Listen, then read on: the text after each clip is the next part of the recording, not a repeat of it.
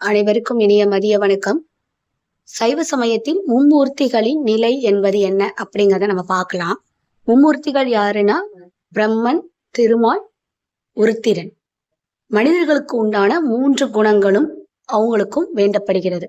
மனிதர்களுக்கு உண்டான 3 குணங்கள் எதெல்லாம்? ராசதம், தாமசம், சாத்வீகம். இதே மாதிரிதான் இந்த மும்மூர்த்திகளுக்கும் வேண்டப்படுகிறது. அதாவது படைத்தலுக்கு ராசத குணமும், காத்தலுக்கு சாத்வீக குணமும், அழித்தலுக்கு தாமச குணமும் வேண்டப்படுகின்றது.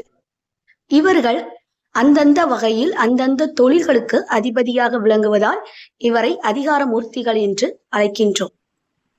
எப்படி ஒரு நாட்டில் அரசனின் ஏவலுக்கு ஏற்ப அமைச்சர்களும் படைத்தளபதிகளும் செயல்படுவார்களோ அதே போலவே எம்பெருமான் சிவபெருமானின் ஆணைக்கேற்பவே இம்மூர்த்திகளும் செயல்படுவார்கள் என்பதை நாம் இங்கு தெரிந்து கொள்ள வேண்டும். சிவாய நமக. திருச்சிற்றம்பலம்.